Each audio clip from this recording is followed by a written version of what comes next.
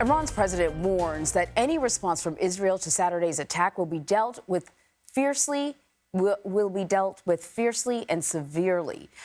Israel's war cabinet is considering its retaliation options today. Iran launched hundreds of missiles and drones towards Israel Saturday in response to a strike on its consulate in Syria earlier this month.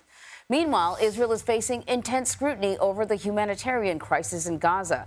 Israeli military officials say they're opening up new ways for aid to get in after being accused of intentionally limiting access to civilians in need. CBS News foreign correspondent Debora Patta is following the latest from Israel. Deborah, good morning. The United Nations says Israel has shown signs of good intentions regarding aid, but that over 40% of its requests to transport supplies through Israeli checkpoints in Gaza were turned down last week. Under pressure from the U.S. to flood Gaza with humanitarian aid, Israel insists it is doing everything it can. Just this morning, saying the UN needs to do its job and collect enough supplies to fill 700 trucks waiting at the Kerem Shalom crossing. But the UN says it's not just about food, but distribution, which is hindered by the almost total destruction of civilian infrastructure in Gaza. Roads have been blown up, along with health, water and sanitation facilities. The problem is not just about food.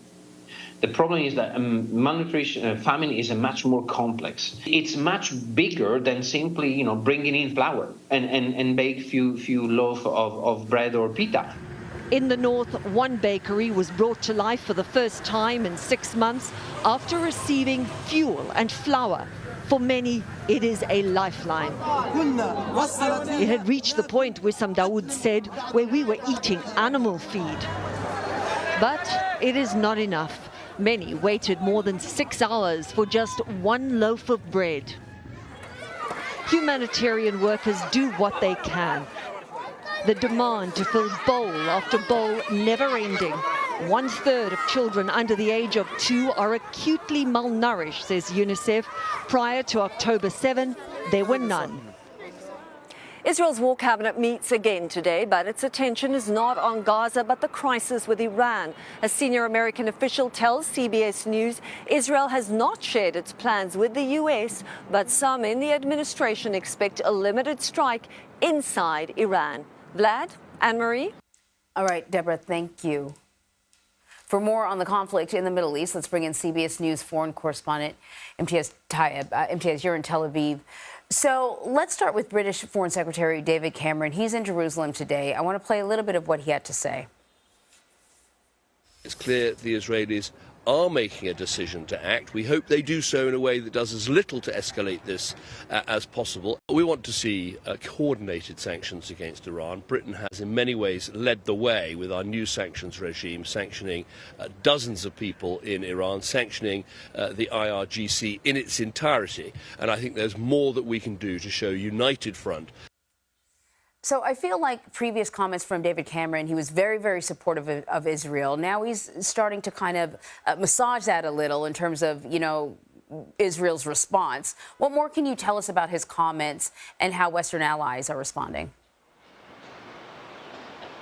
Yeah, and Maria, it's really interesting to see in real time the modulating and modifying of language as these days progress since that extraordinary attack by Iran, in which over 300 drones, cruise and ballistic missiles were targeted at Israel, which we must also acknowledge was Iran's retaliation to Israel, bombing its diplomatic compound inside the Syrian capital Damascus, in which a number of senior Revolutionary Guard commanders were killed. That in itself was unprecedented. So now we have these two very unprecedented things happening, and the fear that Lord Cameron has, and indeed President Biden and others have, is that this tit for tat will spiral into something more serious. In saying that, Israel making it very clear that it is going to respond.